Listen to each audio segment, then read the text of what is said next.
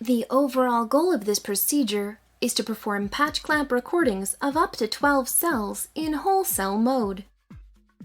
This is accomplished by first marking the position of each cell of interest and assigning a pipette to each cell. The second step is to locate the tip of each pipette and automatically move the pipettes next to their assigned cells. Next, approach each cell with one pipette at a time to establish tight seals with the cell membrane. The final step is to rupture the membrane of the cells and perform whole cell recordings.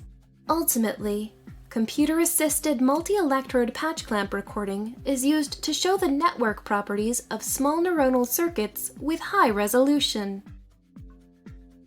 The main advantage of this technique over existing methods like manual patch clamp is that the number of connections that can be observed in a network grows with the square of the number of neurons that are being recorded. Visual demonstration of this technique is important because the patch clamp steps can be difficult to learn because of the complexity and the speed at which they need to be performed.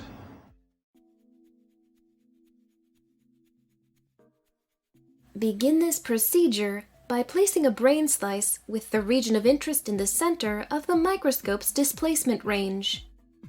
Next, identify the cells of interest. Then, save the position of the cells based on the microscope coordinate system.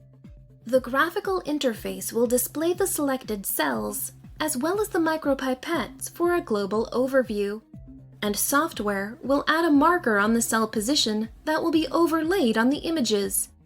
Additionally, an image of the cell is captured